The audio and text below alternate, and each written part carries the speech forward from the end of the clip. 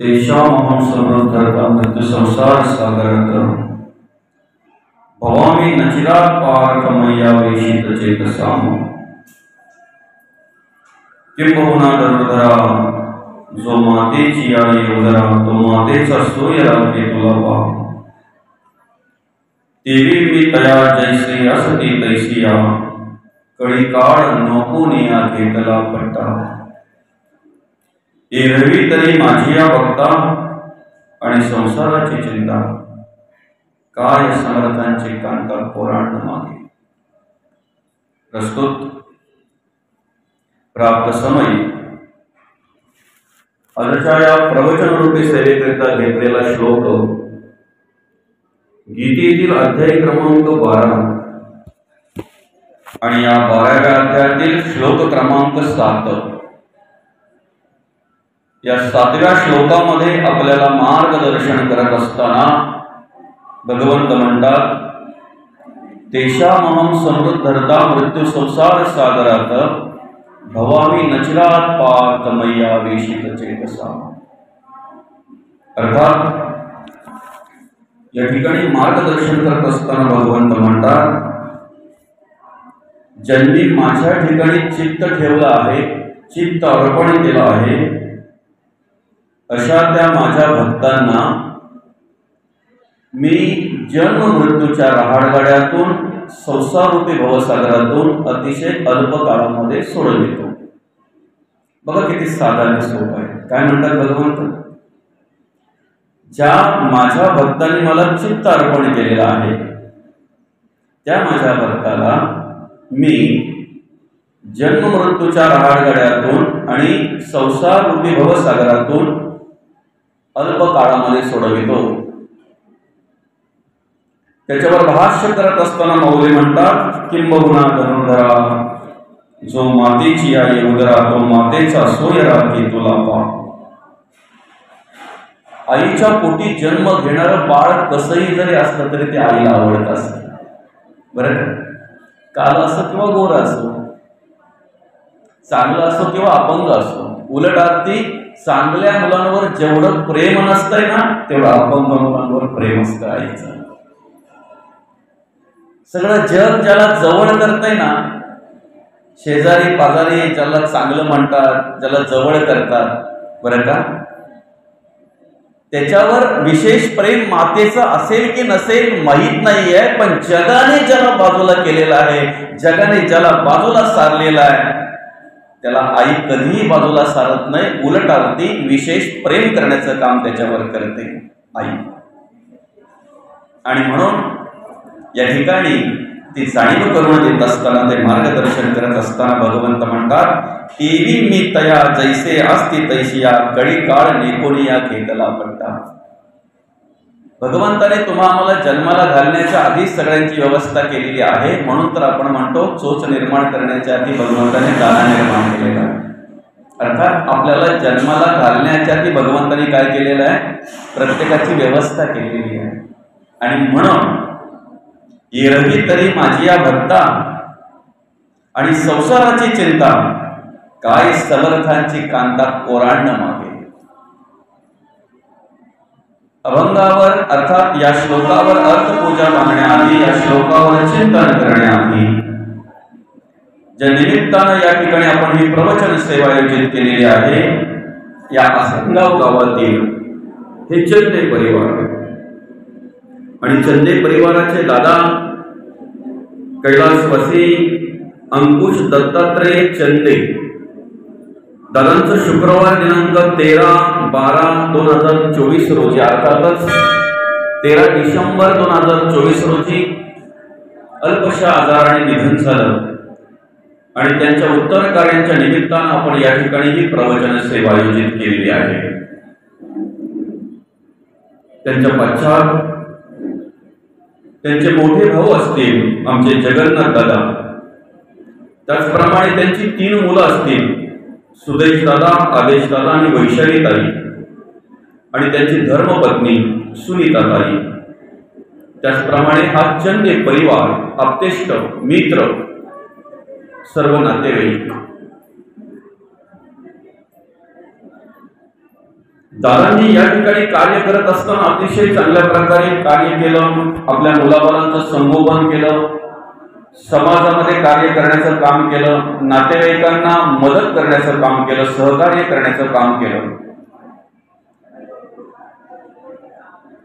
कबाड कष्ट केले, मेहनत केली. व्यवसायाच्या रूपाने त्यांनी अतिशय चांगल्या प्रकारे काम करून, व्यवसाय करून आपल्या मुलाबाळांचं संगोपन कसं करता येईल, आपल्या मुलाबाळांचं शिक्षण कसं पूर्ण करता येईल, आपल्या घराला घरपण कसं देता येईल आणि संसार करता करता समाजाचं कार्य कशा प्रकारे करता येईल यासाठी त्यांनी प्रयत्न केले. ज्या वेळेला एखादा माणूस आपल्याला सोडून जातोय की नाही, त्यावेळेला त्याच्या अंतिम संस्कारासाठी अनेक माणसं जमलेली असतात. जेव्हा आपण एखाद्याच्या अंतिम संस्कारासाठी स्मशानभूमीमध्ये जातोय, त्यावेळेला तिथे गेल्यानंतर त्याने आयुष्यामध्ये किती पैसा कमवला याचा हिशोब करत नाही, याच्याबद्दल वाच्यता करत नाही. त्याने किती प्रॉपर्टी गोळा केली, त्याने किती संपत्ती गोळा केली याचा विचार आपण स्मशानात गेल्यानंतर करत नाही, पण तो कसा जगला वागला याचा विचार मात्र निश्चित आपण स्मशानात गेल्यानंतर करत असतो. त्याने काय कार्य केलं, त्याचं कार्य काय होतं याचा विचार आपण त्या ठिकाणी करत असतो. आणि म्हणून आपल्या अंकुश दादांनी या ठिकाणी कार्य करत असताना बरं का, पहाटे लवकर उठावं.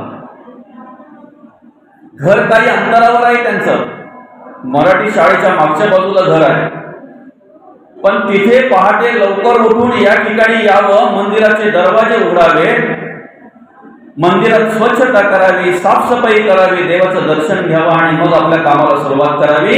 हे आयुष्यातलं सगळ्यात मोठं काम दादांनी आयुष्यामध्ये केलेलं आहे. बरं का, मंदिरात येण्यासाठी माणसाला सद्बुद्धी निर्माण व्हावी लागते. बाकीच्या ठिकाणी अनेक ठिकाणी मनुष्य जातोय, पण मंदिरात यायचं म्हटल्यानंतर सद्बुद्धी निर्माण व्हावी लागते.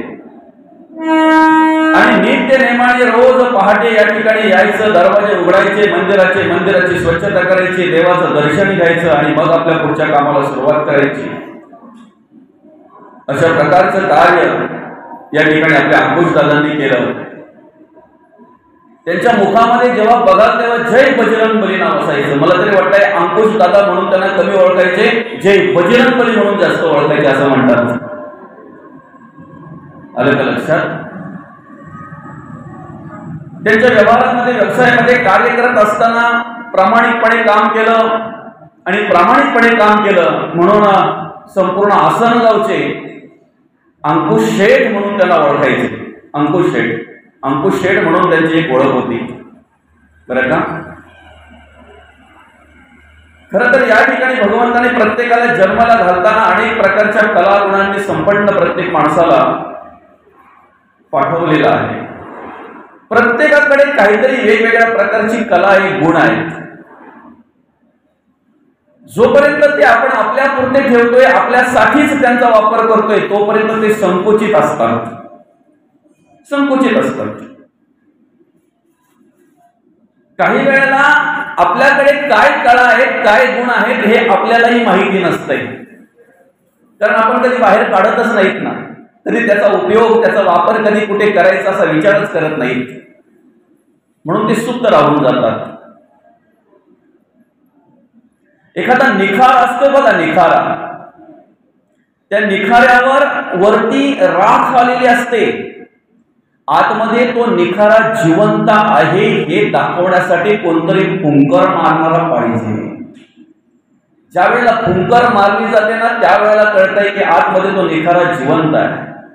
तसं माणसाच्या मनामध्ये, अंतःकरणामध्ये, त्या माणसामध्ये काहीतरी कला आहे, गुण आहेत. ते कला गुण दाखवणारा कोणतरी मार्गदर्शक पाहिजे. ज्या वेळेला एखाद्याच्या मार्गदर्शनाने ते कला गुण आपण बाहेर जगासाठी करतोय की नाही, ज्या वेळेला देवाच्या, देशाच्या आणि धर्माच्या कार्यासाठी त्यांचा वापर करतोय की नाही, त्यावेळेला त्या संकोचित राहत नाहीत, तर त्या विशाल होऊन जातात. त्या आपल्यापुरत्या मर्यादित राहत नाहीत, तर त्या विशाल रूप धारण करत असतात। आणि अशा प्रकारे अंकुश दादांनी या ठिकाणी कार्य करत असताना ज्या वेळेला त्यांची परिस्थिती अतिशय चांगल्या प्रकारे होती, त्यावेळेला त्यांनी सगळ्या नातेवाईकांना पाहिजे तसं सहकार्य करण्याचं काम केलं। म्हणजे नातेवाईकांमध्ये सुद्धा एक आशा निर्माण होती, एक अपेक्षा निर्माण होती की आपण अंकुश दादांकडे जर सहकार्य मागितलं तर निश्चित ते आपल्याला सहकार्य करतील। आणि अशा प्रकारे संपूर्ण नातेवाईकांना त्यांनी सहकार्य करण्याचं काम केलं, मित्रांना प्रेम देण्याचं काम केलं, नातेवाईकांना प्रेम देण्याचं काम केलं। जेवढं चांगलं आपल्याला वागता येईल, जगता येईल, जेवढं चांगलं कार्य करता येईल तेवढं त्यांनी त्यांच्या आयुष्यामध्ये चांगलं वागण्याचं, जगण्याचं काम केलं। मित्रांनो, या ठिकाणी कार्य करत असताना प्रत्येक मनुष्य 3 गुणात्मक कार्य करत असतो। रजोगुण, तमोगुण आणि सत्वगुण या 3 गुणांनी मनुष्य कार्य करत असतो। या 3ही गुणांनी कार्य करत असताना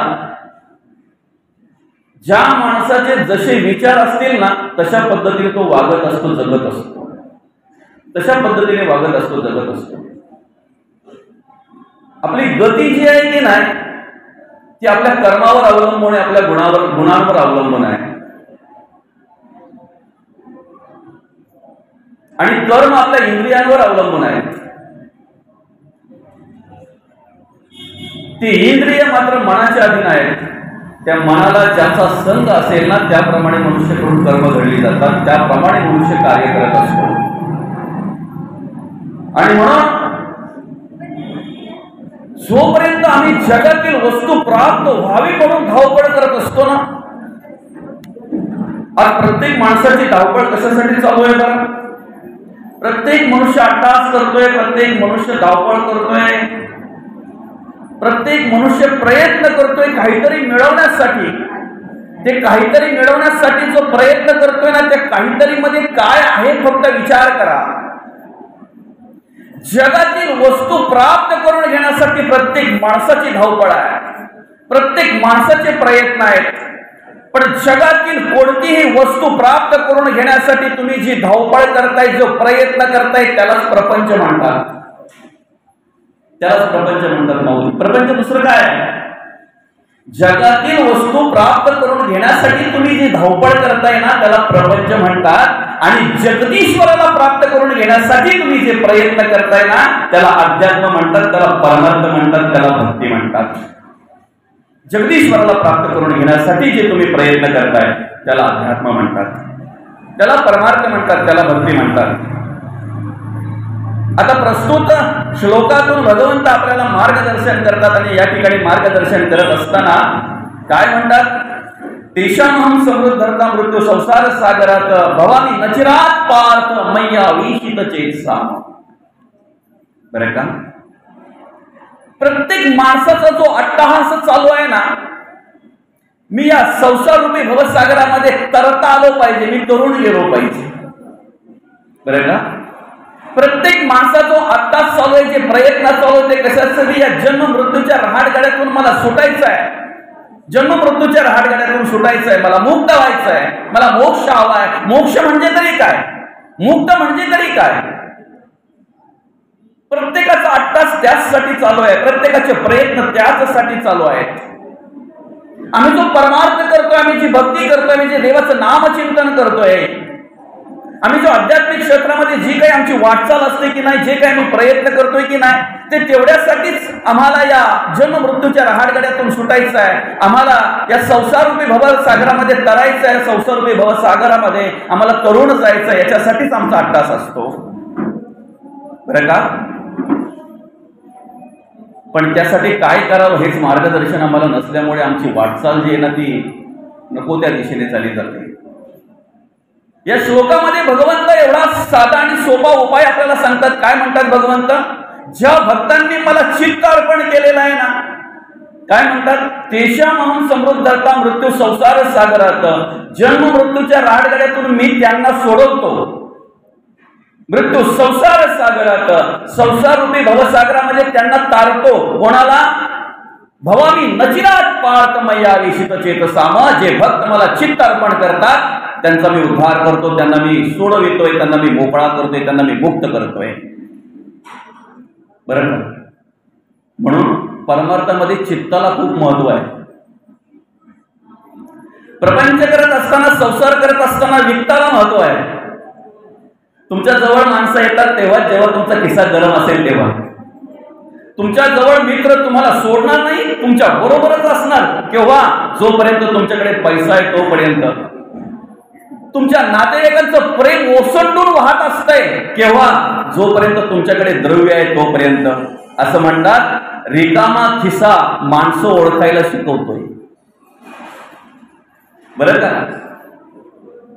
रिकामा खिसा माणसं ओळखायला, नातेवाईक ओळखायला शिकवितोय. संसार करायचा असेल, प्रपंच करायचा असेल तर आमच्या वित्ताला किंमत आहे, परमार्थामध्ये वित्ताला नाही. वित्ताला नाही, चित्ताला किंमत आहे. चित्त नाही नामे तरी ते व्यर्थ आहे, तरी ते व्यर्थ आहे. तुमचं चित्त कुठं आहे ना, बसले का मंदिरामध्ये प्रवचन श्रवण करताय बरं का, पण तुमचा हे चेहरा सांगतोय, तुमचं तोंड सांगतोय तुम्ही आता सध्या कुठे आहात, आपण आता सध्या कुठे आहात. आम्ही अनेक प्रवचन श्रवण करतोय, आम्ही अनेक कीर्तन श्रवण करतोय, आमच्यामध्ये का बदल होत नाही बरं, आमच्यामध्ये परिवर्तन का होत नाही बरं. ते श्रवण करत असताना आमचं चित्त कुठं असतंय, ते ऐकत असताना आमचं चित्त कुठे असतंय बरं का. कुठलंही कार्य करायचं म्हटल्यानंतर, कुठलंही काम करायचं म्हटल्यानंतर त्या ठिकाणी तुमचं चित्त महत्वाचं आहे. काय म्हणतात माहिती आहे का, मुलीचं जमवताना मी चारही बाजूनी चौकशी केली होती, सगळं काही व्यवस्थित होतं, सगळं काही व्यवस्थित होतं म्हणून मुलगी तिथे आमची दिली. पण आज खूप दुःख वाटतंय रे. मग ते ऐकणारे बोलतात, तुझं मुलीचं चांगलं झालं, एवढं करोड रुपयाचं बंगला आहे, किती गाड्या, किती घोड्या, किती काय सोन्याने नटलेली पोरगी तुमची जेव्हा येते तेव्हा पाहावं. तेवढ्यात ती सांगणारी काय बोलते माहिती आहे का, सगळं आहे ग पण नवऱ्याचं चित्त संसारावर नाही, नवऱ्याचं चित्त नाही संसारावर. समजतंय ना. कुठलंही कार्य करायचं म्हटल्यानंतर तुमच्या चित्ताला महत्व आहे, तसं परमार्थामध्ये सुद्धा चित्त महत्वाचं आहे. पण सांगू का, चित्त हा अंतःकरण पंचकातला चौथा भाग आहे. स्टेप स्टेपने जायला पाहिजे ना. पळसोली सोडल्याशिवाय मला काकडपाडला येताच आलं नाही, काकडपाडा सोडल्याशिवाय मला गेरशाला येताच आलं नाही, गेरसा सोडल्याशिवाय मला वाशिमला येताच आलं नाही. आम्हाला चित्त जर देवाच्या चरणी अर्पण करायचं आहे तर आम्ही पहिला विचार केला पाहिजे अंतःकरणाचा. माझं अंतःकरण काय आहे. अंतःकरण पंचकातला चित्त हा चौथा भाग आहे. पहिला अंतःकरण, मन, बुद्धी आणि मग चित्त आहे. हे अंतःकरणाचा जर आम्ही विचार केला ना मौली, तर अंतःकरण हे कुठे आहे माहिती आहे का, अंतःकरणाचं स्थान ह्या शरीरामध्ये कुठे आहे माहिती आहे का, आमच्या शरीरातली सगळ्यात महत्वाची जी जागा आहे, जो पार्ट आहे, सगळ्यात महत्वाचा जो पार्ट आहे, सगळ्यात महत्वाचा बरं का. आईच्या गर्भात असताना ज्या वेळेला आमच्या शरीराची वाढ झाली त्यावेळेला आम्हाला श्वासाची गरज लागली. आमची तर नवही द्वार बुजलेली होती, मग आम्हाला श्वास मिळाला कुठून. आईच्या गर्भात ते बाळ श्वास घेत असतंय ना, हालचाल करतंय म्हणजे त्याला त्याची गरज असेलच ना मौली. त्या बाळाच्या शरीराची वाढ झाल्यानंतर, पूर्ण झाल्यानंतर त्याला अन्नाची गरज लागते मामा, आईच्या गर्भात असताना सुद्धा. मग नवही द्वार बुजलेली असताना त्या बाळाला आई जे खाते ते पुरवलं जात आहे, आई जे श्वास घेते ते पुरवलं जात आहे. कुठून आहे माऊली, कुठून दिलं जात आहे ते, नालीच्या वाटून दिलं जाते. नाभी मेन पार्ट आहे आमच्या अख्ख्या संपूर्ण शरीरातला मेन पार्ट, नाभी. जोपर्यंत बाळ रडत नाही ना तोपर्यंत ती नाल कापली जात नाही. खरं आहे की खोटं आहे, खरं आहे ना, काय चुकलं तर सांगा बरं का. जोपर्यंत ते बाळ रडत नाही तोपर्यंत ती नाभी कापली जात नाही, नाळ कापली जात नाही. नाभी म्हणजे नाडी, नाडीला ते नालच म्हणतात ना त्याला, त्या नाभीला तो कापली जात नाही. त्या नाभिस्थानी अंतःकरण आहे, नाभिस्थानी अंतःकरण आहे. ज्याचं अंतःकरण स्वच्छ आहे ना, त्याचे इंद्रिय बघा कशी सगळी एकदम उत्तम कार्य करत असतात, त्याचे शब्द चांगले असतात, त्याचं ऐकणं चांगलं असतं, त्याचं बोलणं चांगलं असतंय, त्याचं चांगलं चालणं चांगलं असतं, त्याचे सर्व कार्य चांगले असतात, सगळ्या प्रकारचे कार्य चांगले असतात. या ठिकाणी जे पंचप्राण कार्य करतात ना, प्राण, अपान, व्यान, उदान आणि समान. ऐका हा, प्रत्येक प्राणाला, प्रत्येक वायूला एक एक जागा दिलेली आहे. सर्वांगी व्यान आहे, बुद्धी अपान आहे, कंठी उदान आहे आणि मुखी नाशिकी प्राण आहे. समान वायू मात्र आमचा कुठे आहे? नाभिस्थानी आहे. जिथे अंतःकरण आहे तिथे समान वायू आहे. नाभी ठिकाणी अंतःकरण आहे, नाभीच्या ठिकाणी अंतःकरण आहे. अंतःकरण जिथे समान वायू आहे आणि जिथे नाभी आहे, जिथे अंतःकरण आहे, जिथे समान वायू आहे. 4 वाचांपैकी मुख्य वाचा आहे. परा, पश्चंती, मध्यमानी, वैखरी या 4ही वाचांमध्ये मुख्य वाचा कोणती आहे? परा. ती परा वाचा त्या ठिकाणी आहे.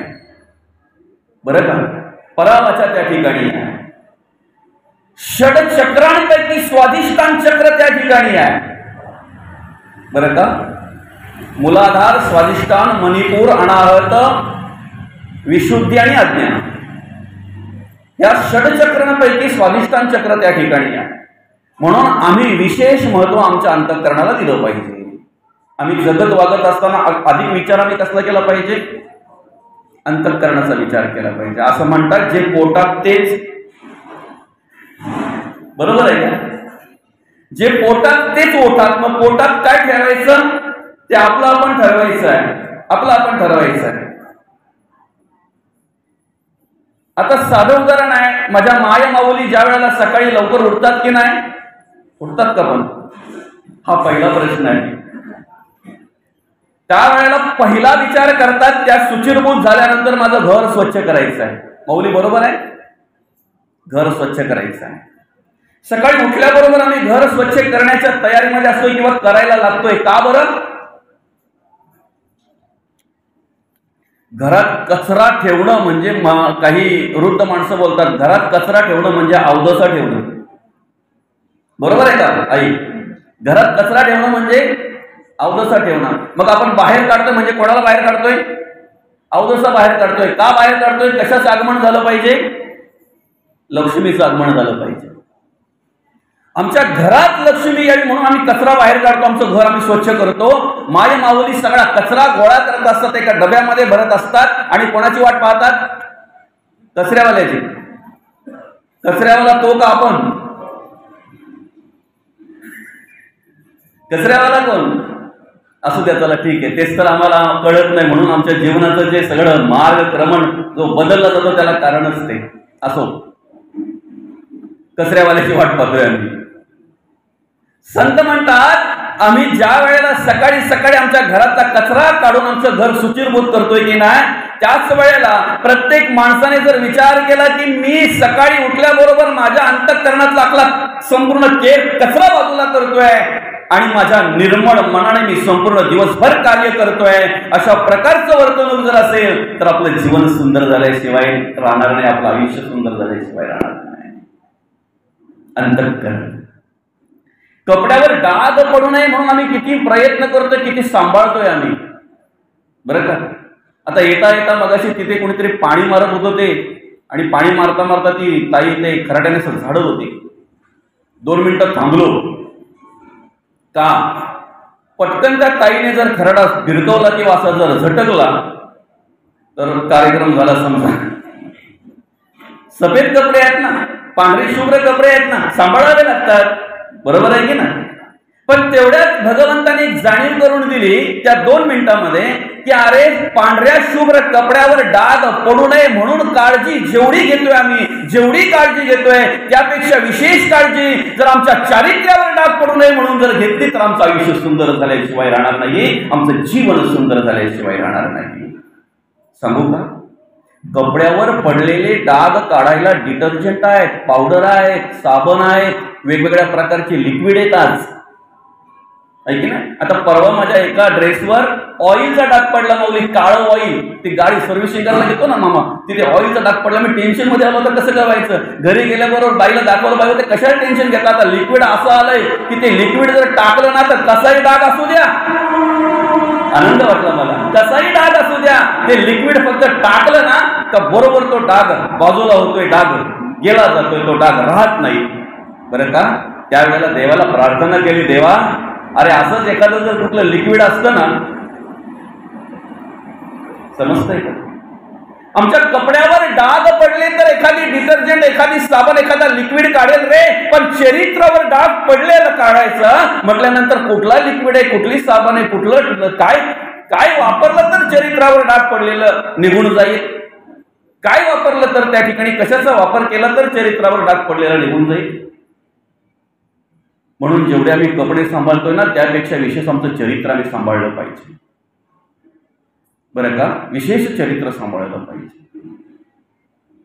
परमार्थाला सुरुवात, भक्तीला सुरुवात ही आमच्या जगण्या वागण्याने होत असते. आम्ही काय करतोय, आम्ही जी नित्य नेमाने कर्म करतोय त्याला भक्ती म्हणतात, त्याला परमार्थ म्हणतात, हेच आम्हाला माहित नाही. माझ्या डोळ्यातून आई बहीण पाहणं याला परमार्थ म्हणतायत, माझ्या कानातून देवाचं ऐकणं याला परमार्थ म्हणतायत, माझ्या मुखातून बोलणं फक्त देवाचं देवाचं आणि देवाचंच याला परमार्थ म्हणतायत, याला भक्ती म्हणतायत. हे आम्हाला माहितीच नव्हतं. आम्हाला वाटलं फक्त देवाला अगरबत्ती ओवाळली आणि त्यात सुगंधी असेल तर देव लवकर प्रसन्न होतो. काय आम्हाला वाटलं देवाला नारळ फोडला, एकदा काही नारळ वाहिला, तिथे 5 फळं दिली, देवाला हार घातला की देव लवकर प्रसन्न होतो. पण या ठिकाणी देवाने सांगितलंय, तेषामहं समृद्धर्ता मृत्यू संसार सागरात भवामी नचिरात पार्थ मय्या विशित चेत सामदादा. मला एक वेळ अगरबत्ती नाही लावली तरी चालेल रे, एक वेळ तुपाचा दिवा नाही लावला तरी चालेल, एक वेळ तो हार तुला जसा परिस्थिती असेल तसा वाहिला तरी चालेल, नाही फुलं जरी वाहिली तरी चालतील, फक्त ती तुझ्याच आवारात नाही पाहिजे, शेजारच्या आवारात चोरून आणू नको, कारण ते देवाला आवडत नाही. नसलं तरी चालेल रे, ते फक्त तू मला चित्त अर्पण कर. या संसार रूपी भवसागरातून तुला तारतोय मी, या जन्म मृत्यूच्या राहाडगाड्यातून सोडवतोय. फक्त त्यासाठी आम्ही पहिला विचार केला पाहिजे आमचे अंतःकरण स्वच्छ ठेवण्याचा, कर्माचा विचार केला पाहिजे. आम्ही कसं जगायचं, आम्ही कसं वागायचं याचा विचार प्रथम केला पाहिजे. बरं, एक साधं उदाहरण आहे. इंद्रपदाला गेल्यानंतर जर वाईट वासना आल्यावर जर भग पडू शकतात, समजतंय ना? ब्रह्मदेवाने आपल्या अंगापासून जी सुंदर मुलगी तयार केली, तिचं नाव अहिल्या. बरं, अतिशय सुंदर रूपवान तरुण. आणि त्या ठिकाणी ब्रह्मदेवाने सांगितलं, जो पृथ्वीला पहिली प्रदक्षिणा पूर्ण करेल ना, त्याच्याशी मी माझ्या मुलीचं लग्न लावून देईन. काय म्हणतात बघा, जो पृथ्वीला पहिली प्रदक्षिणा पूर्ण करेल त्याच्याशी मी माझ्या मुलीचं लग्न लावून देईन. एवढं ब्रह्मदेवाच्या मुखातून निघाल्याबरोबर सगळे पळायला लागले, कोण पहिला येतो बघू. बरं का? अनेक देव होते, अनेक ऋषी होते. बरं का? अनेक त्या ठिकाणी ते पळायला सुरुवात केली. त्याच्यामध्ये सगळ्यात पुढे होता इंद्र. इंद्र सगळ्यात पुढे होता. इंद्र पडताना पाहतोय, गौतम ऋषींची नजर त्या इंद्रावर गेली, हात मारली, नमस्कार केला, म्हणे काय काय चालू, काय कशासाठी एवढी धावपळ चालू आहे, तुम्ही एवढे पुढे आहात, तुमच्या मागे एवढे सगळे येत आहेत, पळतायत, कशासाठी, हे काय का पळापळ काय? तेव्हा पळता पळता त्या गौतम ऋषींनी त्या इंद्राने सांगितलं गौतम ऋषींना, ब्रह्मदेवाची मुलगी आहे, सुंदर आहे, रूपवान आहे, तरुण आहे. पण ब्रह्मदेवाने सांगितलंय, जो कोणी पृथ्वीला प्रदक्षिणा पूर्ण करेल ना, त्याच्याशी माझ्या मुलीचं लग्न लावून देईन. आणि म्हणून मी पळतोय का, सगळ्यात पहिला आलो पाहिजे. एवढंच फक्त गौतम ऋषींनी ऐकलं. बाजूला असलेल्या गायीला, गो मातेला 7 प्रदक्षिणा मारली आणि जाऊन ब्रह्मदेवाच्या पुढे हात जोडून उभे राहिले. अहिल्याचं लग्न गौतम ऋषींशी लावून दिलं. ऐका, अहिल्याचं लग्न कोणाशी लागलं? गौतम ऋषींशी लागलं.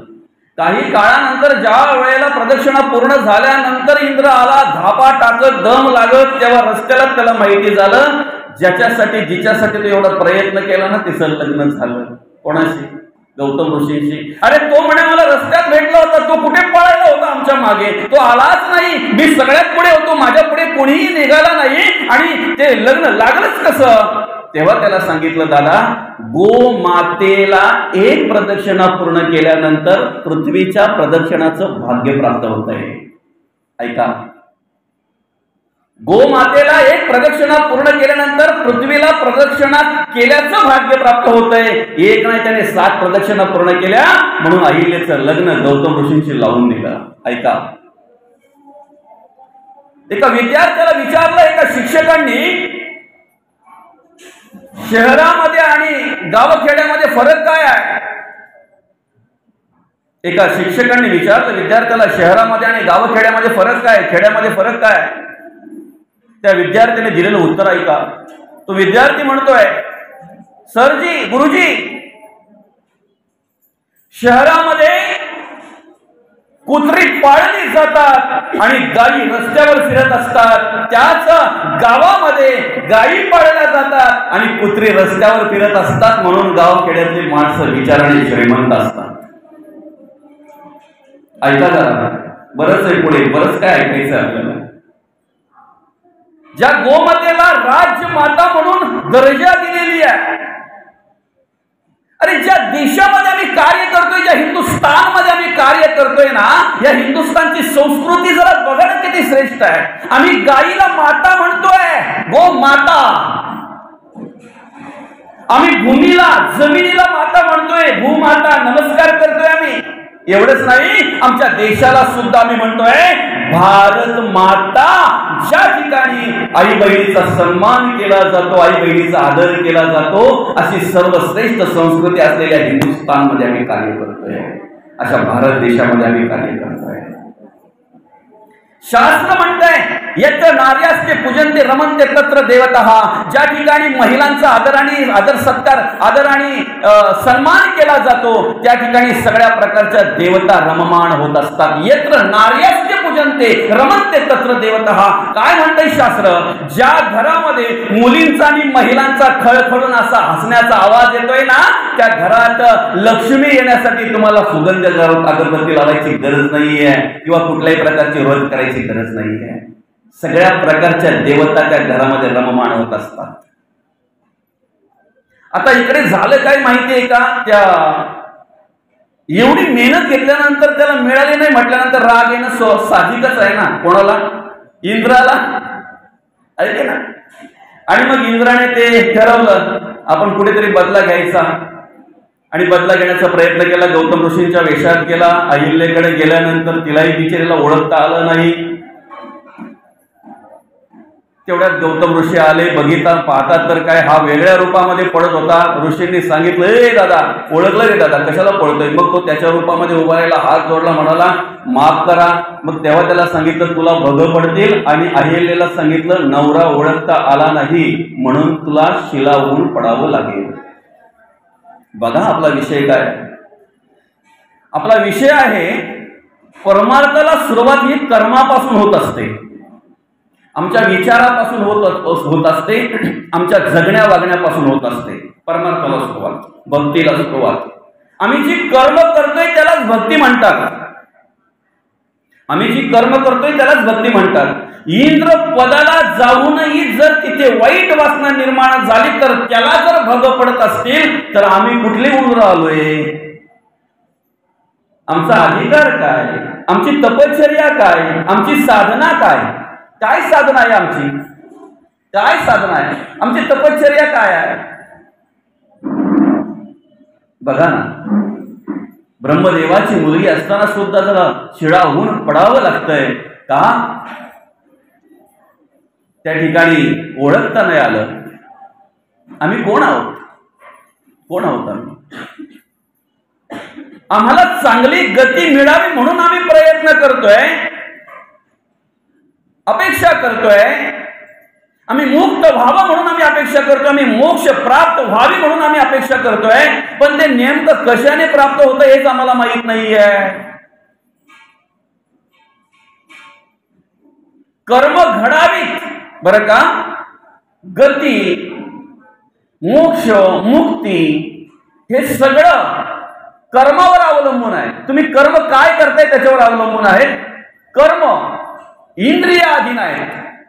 डोळे पाहताना दिसतात, हात काम करताना दिसते, पाय चालताना दिसतात, कान ऐकताना दिसते, तोंड बोलताना दिसते. इंद्रिय कर्म करताना दिसतात, पण इंद्रियांकडून कर्म करून घेणारा कोण आहे. मन. कोण आहे. मन. म्हणून जगद्गुरु तुकोबा म्हणतात आधी मन घेई हाती. असं म्हणतात ज्याचं मन ताब्यात आहे ना, ज्याने मन जिंकलं ना त्याने सगळं जग जिंकलं, त्याने सगळं जिंकलं. म्हणून अंतःकरण पंचकातला दुसरा भाग आहे मन. अंतःकरण झालं, आता मन. मन कसं आहे. त्या मनाची ओळख करून देत असताना कवयित्री म्हणतायत मन वढाय वढाय उभ्या पिकातील ढोर किती हाकया फिर येत पिकावर. विज्ञान एवढं प्रगत आहे की त्याने भरपूर काही वेगवान वाहनं निर्माण केलेली आहेत, पण मनाचा एवढा वेग कशाला आहे बरं. कशाला आहे मनाचा एवढा वेग.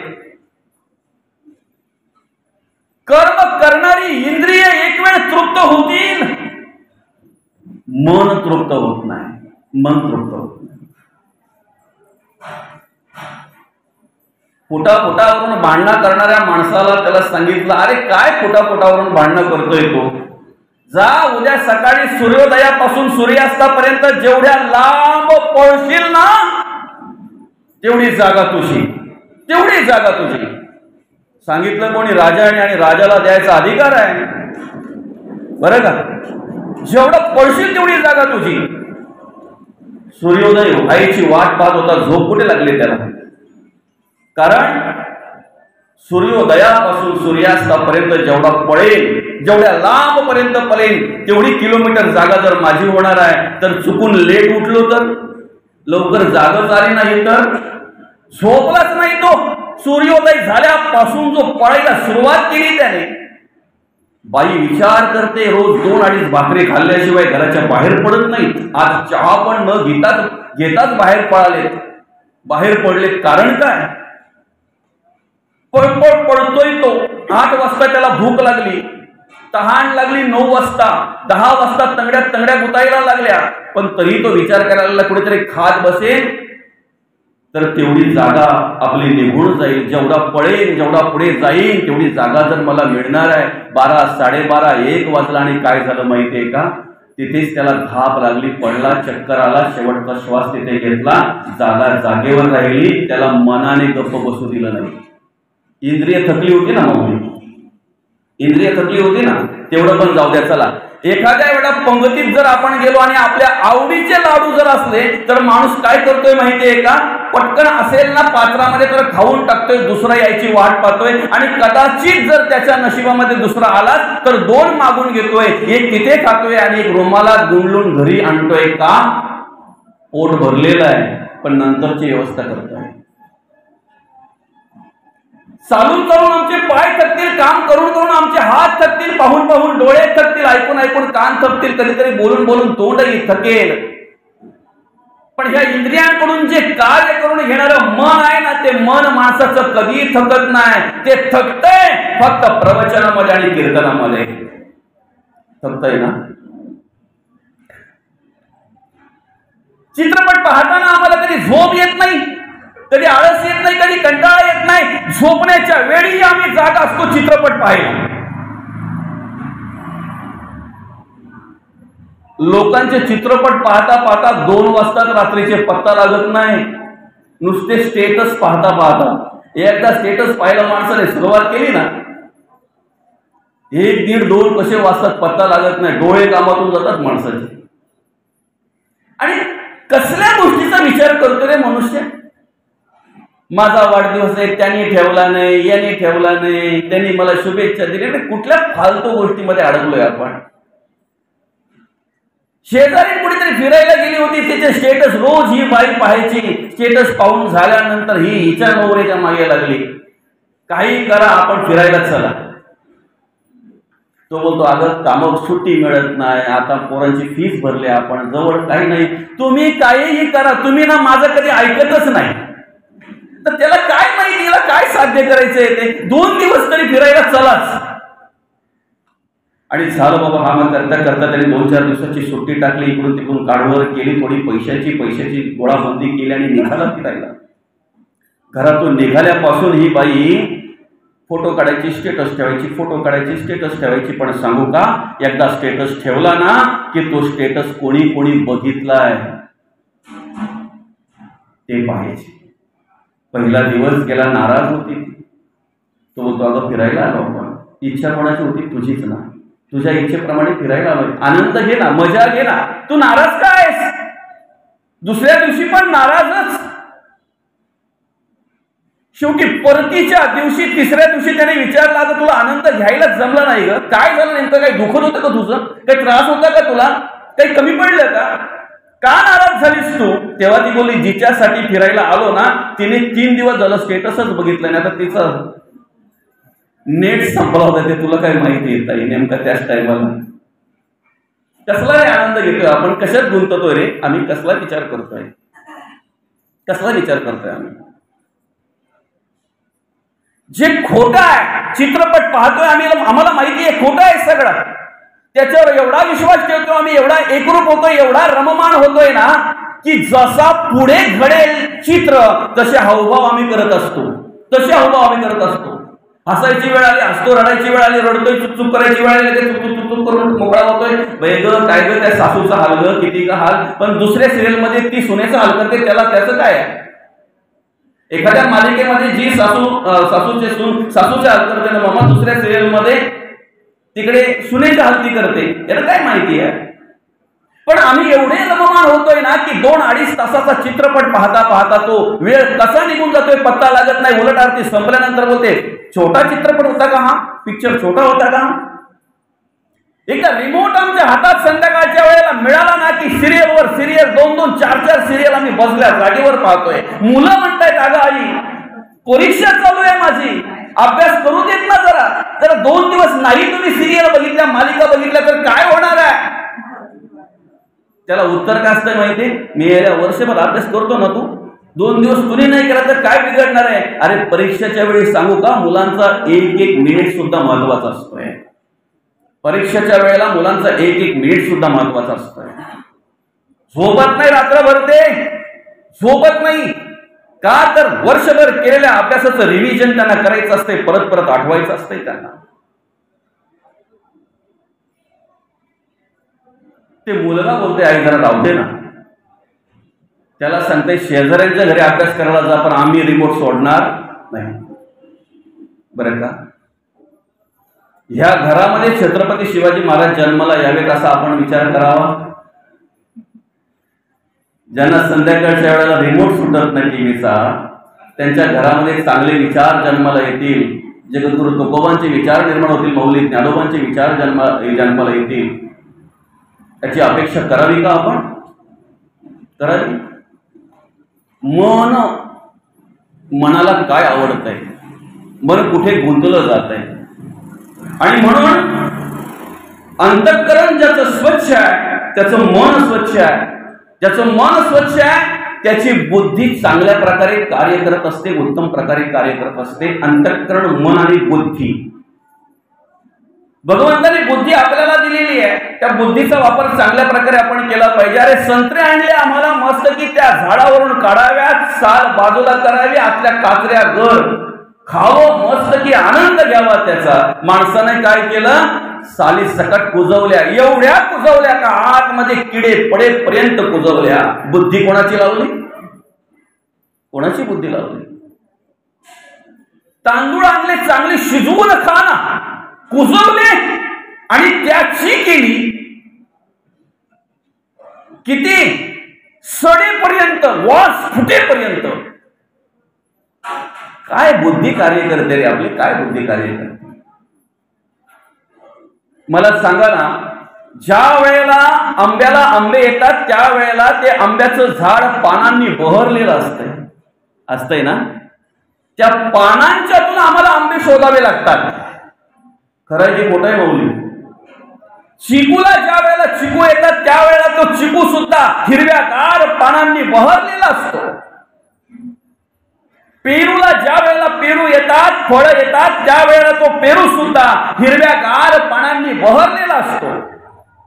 अर्थात ही बाळ जन्माला येताना त्यांची आई हिरव्यागार साडीने भरलेली असते.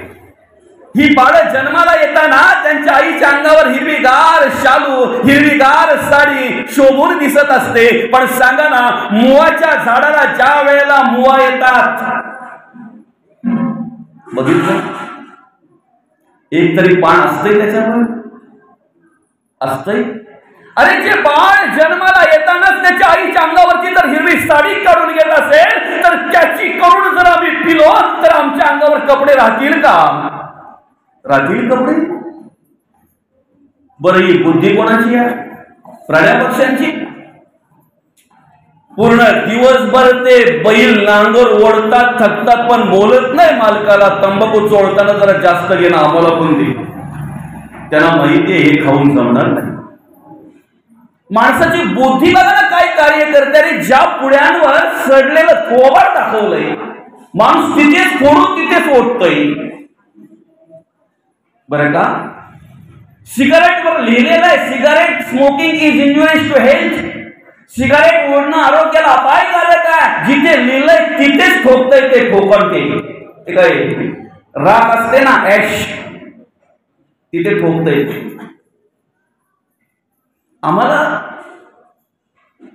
समजूनही का कळत नाही, कळून का वळत नाही, आम्ही का वळत नाही. रस्त्याच्या बाजूला ज्या वेळेला तो काहीतरी लिहित होता, मी बघितलं, म्हटलं अरे अक्षर चांगलं आहे. 2 मिनिटं थांबलो. एका हातामध्ये सिगरेट होता दादा त्याच्या, तो फुकतोय सिगरेट, ओढतोय, धूर काढतोय, आणि दुसऱ्या हातामध्ये तो पेंटर त्या ब्रशने लिहितोय. अक्षर खूप चांगलं होतं त्याचं. ते काय लिहितोय ते पाहण्यासाठी मी थांबलो. जेव्हा लिहून पूर्ण झालं तेव्हा वाचलं तर धूम्रपान निषेध लिहिलं त्याने. काय करतोय तो? एका हातामध्ये सिगरेट ओढतोय, धूर काढतोय, आणि दुसऱ्या हातात तो ब्रशने लिहितोय धूम्रपान निषेध. काय परिवर्तन होईल सांगा ना. अरे गाथा जगद्गुरु तुकोबांनी आम्हाला दिली, परिवर्तन व्हावं म्हणून दिलेली आहे. ज्ञानेश्वरी आम्हाला मौली ज्ञानोबांनी दिली, परिवर्तन व्हावं म्हणून ज्ञानेश्वरी दिलेली आहे. ग्रंथ श्रेष्ठ ज्ञानदेवी एक तरी ओवी अनुभवावी, एक ओवीचा जरी अनुभव आम्ही घेतला तरी आमचं जीवन सुंदर होईल, आमचं आयुष्य सुंदर होईल, आमच्या जीवनाचं सार्थक होईल. का घेत नाही आम्ही? का त्याचा विचार करत नाहीत आम्ही? नको तिकडे आम्ही सहज वळलो जातो, नको त्याचा आम्ही सहज विचार करतोय. ज्या गोष्टीमध्ये काहीही तथ्य नाहीये, बरं का, ज्या गोष्टीमध्ये काही तथ्य नाहीये, त्या गोष्टीकडे आम्ही सहज वळलो जातोय. नुसतं वळलो जात नाही, आकर्षित होतोय. तिथे भाव निर्माण होतो, तिथे श्रद्धा निर्माण होते, तिथे विश्वास निर्माण होत आहे, जिथे काहीच नाहीये. मार्गशीर्ष महिना म्हटल्यानंतर महिलांसाठी विशेष, खरं आहे का खोटं आहे? मंगशीरच बोलतात ना त्याला, वृद्ध माणसं. मार्गशीर्ष महिन्यामध्ये महिला आवर्जून उपवास करतात. कुठला बरं? तुम्ही नाही बोललात तरी मला माहित नाही, असं वाटतंय का तुम्हाला? पण तुम्ही बोललात तर मलाही आनंद वाटेल का माझ्या आई बहिणी आहेत बाबा, बोलतात माझ्याशी. कुठला उपवास करताय तुम्ही? गुरुवार. वा, मस्त. कोणाचा उपवास करताय तुम्ही? लक्ष्मीचा उपवास करताय तुम्ही, बरोबर आहे की नाही? तुमच्या घरामध्ये लक्ष्मी आणायचं काम कोण करताय? नारायण कोणाचा? शेजाऱ्यांचा का आपलाच? तुम्ही जर बिना डब्याचा नारायणाला कामावर पाठवत असाल ना, लक्ष्मीची अपेक्षा करत असाल, तर येईल का तुमच्या घरात लक्ष्मी?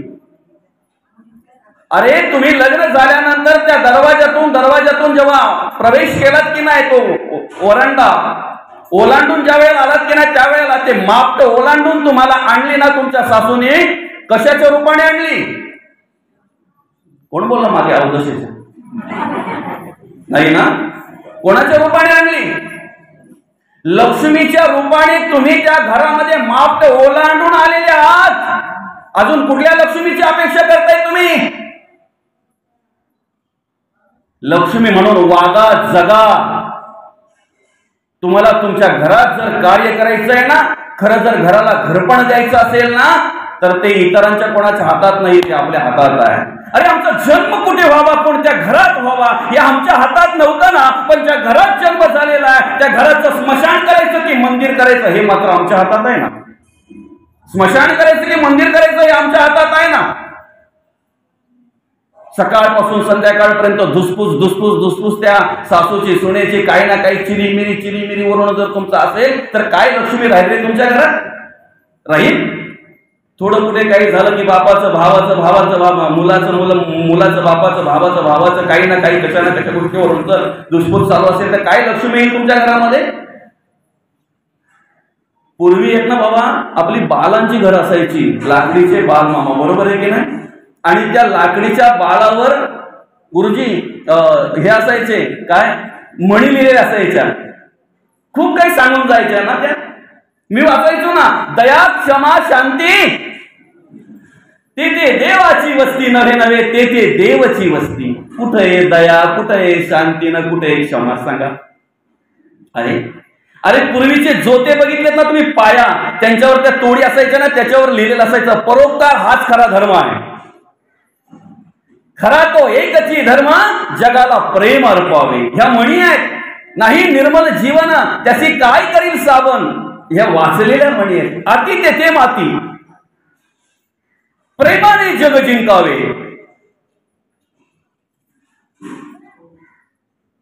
आईच्या बद्दल एक म्हण वाचली होती मी, आकाशाचा केला कागद, समुद्राची केली शाई, आईच्या प्रेमाचा निबंध लिहिता येत नाही. ते फक्त बालावरच राहिलं. त्याची आई आज वृद्धाश्रमात आहे. काय शिकतोय रे आम्ही, काय घेतलंय आम्ही? अरे या संस्कृतीचा अभ्यास करावा म्हणून परदेशातली लोक आमच्या हिंदुस्थानमध्ये येतात, आमच्या भारत देशामध्ये येत आहेत. ज्या ठिकाणी प्रभू रामचंद्रांनी कार्य केलं त्या मातीचा, त्या भूमीचा स्पर्श व्हावा. ज्या ठिकाणी भगवान श्रीकृष्णांनी कार्य केलं त्या भूमीचा स्पर्श व्हावा, दर्शन घ्यावं म्हणून परदेशातले लोक आमच्याकडे येत आहेत. साधू संतांच्या पदस्पर्शाने पावन झालेली ही भूमी आहे. असं म्हणताय महाराष्ट्र ही संतांची भूमी आहे. जेवढे संत या महाराष्ट्राला लाभलेत ना, अख्ख्या जगात तेवढे कोणालाच लाभले नाहीत, कुठेच लाभले नाहीत, कुठेच नाहीत. किती महान आहोत आम्ही. हिंदवी स्वराज्य संस्थापक राजे छत्रपती शिवाजी महाराजांवर ज्या ठिकाणी गर्भ संस्कार झाले त्या माऊली किल्ल्याच्या हाकेच्या अंतरावर आसनगाव गावामध्ये आम्ही राहतोय. किती भाग्यवान आहोत आम्ही. पण ह्याच आसनगावमध्ये जर आम्हाला 20-30 वर्षाचे जर तरुण वेगवेगळ्या व्यसनाधीन होऊन जर बर्बाद झालेले पाहायला मिळत असतील तर काय शिकलो रे आम्ही, काय शिकतोय आम्ही आमची संस्कृती, काय अभ्यास करतोय आम्ही आमच्या संस्कृतीचा, काय अभ्यास करतोय आम्ही, काय शिकतोय आम्ही? माऊली ज्ञानोबा कुठेही जन्माला येत नाही. जिथे विठ्ठलपंत आणि रुक्मिणी माता आहे ना, तिथेच माऊली ज्ञानोबा जन्माला येतात. तिथेच जिथे कनकाई आणि बोलोबा आहेत ना, तिथेच जगद्गुरु तुकोबा जन्माला येत आहेत. आमची मुलं वाया जावीत, आमची मुलं व्यसनाधीन व्हावीत म्हणून आम्हाला सत्यनारायण घालायची गरज लागत नाही, आम्हाला कुठल्या देवाला नवस करायची गरज लागत नाही. पण गेलेली वाया गेलेली मुलं, व्यसनाधीन झालेली मुलं निर्व्यसनी व्हावी म्हणून आम्हाला सत्यनारायण घालावं लागतंय, आम्हाला देवाला नवस करावा लागतो. साधू जन्माला येतात, संत जन्माला येतात, कुठेही नाहीत. त्याला परंपरा लागते. विश्वंभर बाबांची परंपरा ऐका जरा. विश्वंभर